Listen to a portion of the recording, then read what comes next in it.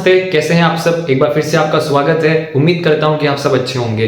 तो अब जिन लोगों ने अपवार्ड फॉर्म भरा था, अपवार्ड मूवमेंट करवाया था बीएसटीसी 2025 में, रिपोर्टिंग एडमिशन सब करने के बाद उसका रिजल्ट आ चुका है। तो अब रिजल्ट आने के बाद क्या करना है, अगर अपवार्ड फॉर्म का रिजल्ट नहीं आया है तो क्या करना है, सेकंड लिस्ट कब आएगी, इसके ऊपर हम बात करते हैं। तो देखो, सबसे पहले अपवार्ड रिजल्ट जो आप प्री डीएलएड बीएसटीसी 2025 की ऑफिशियल वेबसाइट पे जाओगे तो वहां पर लिखा हुआ है allotment status first upward form. तो वहां पर जाकर आप चेक कर सकते हो, ठीक है ना। अगर उस चेक करने के बाद सिंपल सा ये खुलता है ना, मतलब सिंपल सा ये नहीं हुआ आपका, मतलब अपवार्ड फॉर्म रिजेक्ट हो गया, ठीक है ना, मतलब आपको दूसरी कॉलेज अलॉट नहीं हुई है, समझ रहे हो। जैसे आप उस पे अपवार्ड रिजल्ट पे अलॉटमेंट स्टेटस पर देखोगे, वहां पर आप जब जाके अपना रिजल्ट देखोगे तो वहां पर ऐसा हुआ हिंदी में लिखा हुआ आएगा कि आपको जो है अपवार्ड मूवमेंट में नई कॉलेज आवंटित नहीं हुई है, आपको पुरानी वाली कॉलेज में ही जाना है।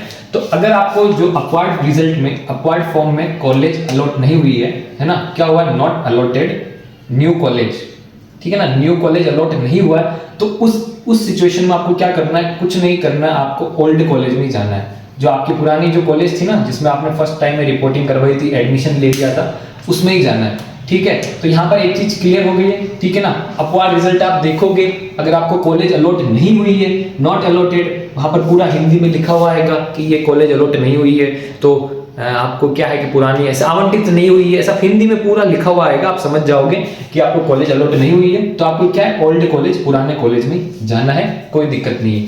फिर अगर दूसरी सिचुएशन ये है कि आपने जो अपवार्ड जो फॉर्म भरा था उसका रिजल्ट आप देखते हो, तो क्या है, हाँ यस, आपको क्या है, कॉलेज अलॉट हो चुका है, आपको जो है न्यू कॉलेज मिल चुका है। हाँ, जैसे आपने फर्स्ट टाइम आपने देखा होगा जो अलॉटमेंट स्टेटस आप देखते थे ना, अलॉटमेंट स्टेटस, एडमिशन स्टेटस, उसमें क्या होता था, पूरा वो लेटर आता था, प्रोविजनल लेटर शायद, है ना, प्रोविजनल लेटर, ठीक है ना, ऐसे ही कुछ आएगा इसमें। अगर आपको जो है अपवार्ड रिजल्ट में कॉलेज अलॉट हो जाएगा तो वैसा ही प्रोविजनल लेटर एक और आएगा, जिसमें क्या है, पूरी न्यू कॉलेज की क्या है, इंफॉर्मेशन होगी, मतलब उसका नाम, उसके वो नंबर, ऐसे पूरा अपन ने प्रोविजनल लेटर पहले देखा था ना, वैसा का वैसे ही होगा। और उसके ऊपर आपकी सारी डायरेक्शन लिखी हुई होगी कि आपको ये डॉक्यूमेंट ले जाकर नए कॉलेज में इस टाइम के बीच में जमा करवाने हैं, जो कि रिपोर्टिंग का टाइम है, अभी शायद 2 या 3 दिन ही है रिपोर्टिंग के टाइम में। तो अब सिंपल सी बात ये है कि अपवार्ड रिजल्ट में आप देखते हो कि आपको कॉलेज अलॉट नहीं हुआ है, तो क्या करना है, ओल्ड कॉलेज, जो जिस कॉलेज में आपने सबसे पहले एडमिशन ले लिया था उसमें जाना है, यहाँ पर कोई दिक्कत नहीं है।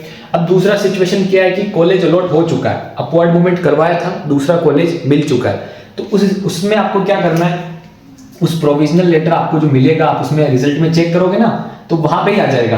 तो वहां पे आप देखोगे उस पे सब इंस्ट्रक्शन लिखे हुए हैं, है ना।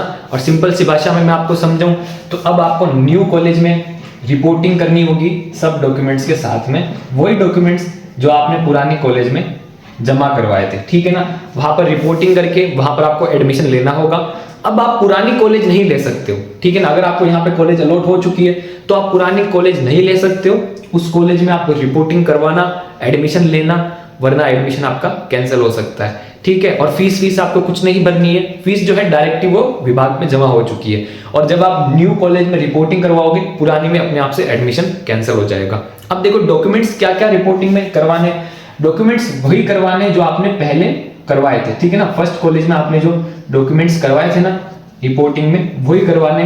तो अब यहाँ पर ये क्वेश्चन बनता है कि जो हम पुरानी कॉलेज है उससे ही डॉक्यूमेंट्स वापस लेके आके इस कॉलेज में जमा करवा दें, नई वाली कॉलेज में, तो ये भी पॉसिबल है ना, ये भी पॉसिबल है। लेकिन कभी कभी क्या होता है, जब आप पुरानी कॉलेज में जाओगे कि सर मैंने अपवार्ड करवाया था, मेरे को न्यू कॉलेज अलॉट हो चुकी है, तो मेरे को वहां पर डॉक्यूमेंट जमा करवाने, आप मेरे को डॉक्यूमेंट दे दो, क्योंकि आपके तो काम आएंगे नहीं, तो वो मानते नहीं है, वो कहते हैं कि हमको रिकॉर्ड रखना है, ये रखना है, ये रखना है। तो ऐसी ऐसी चीजें होती है, ठीक है। और कभी कभी जब यहाँ पर न्यू कॉलेज आपको अलॉट होता है ना, तो जो न्यू कॉलेज अलॉट हुआ है वो आपसे ये मांग लेता है कि पुराने कॉलेज में आप जितने दिन गए हो वहां की अटेंडेंस रजिस्टर की फोटोकॉपी खींच के लो, फोटोकॉपी लो, ऐसे लो।